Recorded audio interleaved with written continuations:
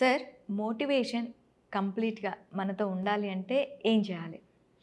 ఆవేశంతో, ఆలోచనలతో, ఆవేదనతో, ఆక్రాంతో, అసహనంతో, అంచలంచెల ఉద్యుక్త, ఉద్వేగ, ఉత్తేజిత, ఉత్తుంగ తరంగాల కష్టపడి ఇష్టపడి పని చేస్తే ఏమైనా అర్థమైందా? ఏమైనా అర్థమైందా? అందుకే క్వెషన్ మార్క్ ఫేస్ పెట్టి చూస్తున్నా. ఏం చెప్తున్నారు సార్? ఇది ఏం కాదు చెప్పాలనుకుంటున్నారు? మోటివేషన్. ఎదుటి వాళ్ళకి అర్థమైతట్టు చెప్పేది మోటివేషన్.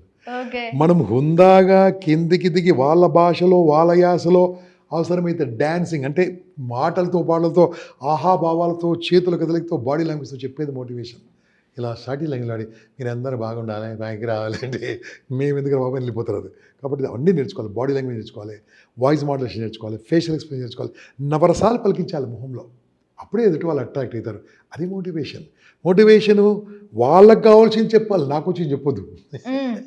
నాకు వచ్చి చెప్పింది అనుకోండి చూస్తాడు అసలు jump వాళ్ళకి అయిపోతాడు. కావాల్సింది అంటే ఎలా తెలుస్తుంది సార్?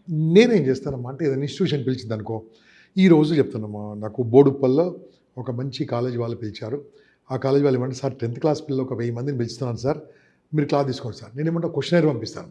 ఎవరు వాళ్ళు, ఇంగ్లీష్ మీడియమా, తెలుగు మీడియమా, ఎటువంటి బ్యాక్గ్రౌండ్ నుంచి వచ్చారు, గవర్నమెంట్ స్కూలా, ప్రైవేట్ స్కూలా, ప్రైవేట్ స్కూల్ అయితే ఎంత ఫీజు ఛార్జ్ చేస్తారో అడుగుతా నేను. 40,000, 50,000 దాని తగ్గట్టు ఉంటారు స్టూడెంట్స్. అడిగిన తర్వాత మీరు ఏం చేయదలుచుకున్నారు ఫైనల్గా, ఇప్పుడు ఎగ్జామినేషన్ వాళ్ళు ఏమన్నారు, ఇప్పుడు ఎగ్జామినేషన్ పాయింట్ సార్ 1 మంత్ ఉంది, ఎగ్జామినేషన్ పాయింట్లో ప్రిపేర్ చేయమన్నారు.